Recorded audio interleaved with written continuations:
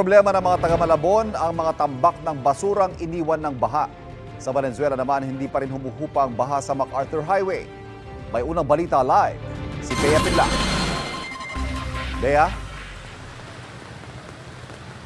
Ivan, lumalakas na ang ulan dito sa Valenzuela at kung dumidiretso ka sa kahabaan ng MacArthur Highway, sabi nila magmimistulang dagat yung baha. Kanina sa taas ng tubig, yung ilan na lumusong dito ay nakahuli pa ng hito.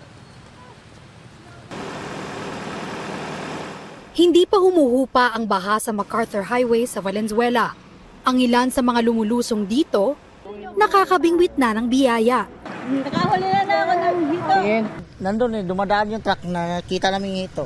Yan, tinagaan niya dyan kanina. Nahuli niya. Buhay pa yun. Nandyan sa timbahan. Para naman sa maraming motorista, perwisyo ang dulot ng baha. Galing pang Nueva Ecija si Mike, pero tumirik ang kanyang motorsiklo nang pasukin ng tubig ang makina. Pagod na sa biyahe. Pagod, mahirap magtulak Hinaing naman ng taxi driver na si Abe, apektado ang kita niya dahil sa hirap pumasada. Hassle po, hindi lang sa akin, para sa lahat. Sobra po ngayon, grabe. Walang talo pa yung Undoy tsaka Habagat.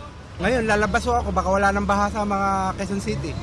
Si Ron, plano sanang magbakasyon sa Baguio, pero hindi na ito matutuloy dahil sa baha. Hinintay ko pong humupa. Tapos pag humupa na po, doon na po ako tutuloy. Sa barangay Catmon, Malabon, humupa na ang baha pero gabundok na basura naman ang namemerwisyo sa mga residente. Hindi po namin alam kung kailan nakakot yan. Battery yan, daanan yan. Tapos bukas mga biyahe ng jeep, mga truck, sigurado magkakatraffic. Magiging sagabal talaga sa dadaan sa sakyan yan. Sanay na po kasi yung mga tao dito, mga immune na po sa basura. Sa Lucas Compound naman, mataas pa rin ang baha. Hindi yan mawawala hanggat nililinis yung kanal na yan.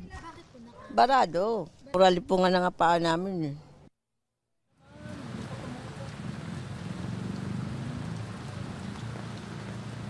Ivan, sa ngayon, medyo may bottleneck pa ng mga sasakyan dahil nga pahirapan tumawid sa baha. Yung ilan na mga pasahero na nakita natin, dumidiskarte na at sumasakay sa mga malalaking truck o malalaking kotse para lang makalagpas sa baha. Yan muna ang unang balita mula rito sa Valenzuela. Bea Pinlac para sa GMA Integrated News.